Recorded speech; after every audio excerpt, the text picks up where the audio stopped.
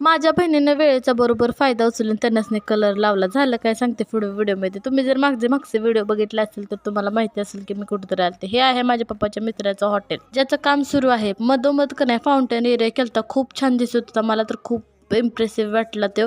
नंतर आम्ही गेलो डायनिंग एरियामध्ये. डायनिंग एरिया पण खूप छान केलता, एकदम प्रोफेशनल केलता. इतकं छान वाटत होतं ना, असं वाटतं आता सुरू होतंय का काय. पण रायाच्या पप्पात चाललं होतं त्याचं फर्निचर बघायचं. फर्निचर पण खूप छान होतं. घरी आल्याला कुसुमने दिलत्या त्या शेंगा भाजून, त्या खाल्ल्या. नंतर जेवण वगैरे करायला बसलो. जेवण झाल्यानंतर आमचं चाललं होतं पेप्सी आणायचं. पेप्सीनं काही मन बरं ना, म्हणून आईस्क्रीम आणलं. आईस्क्रीम पण पिस्ताना पेप्सी पण पिस्ता झालता. फोटो काढायच्या अगोदर सगळ्यांनी संपवून टाकला. हिच्या डोक्यात खुरपती आयडिया म्हणली चल दाजीला कलर लावते. लाव म्हटलं पाहिजे, पण मला नंतर काय सांगू नकोस.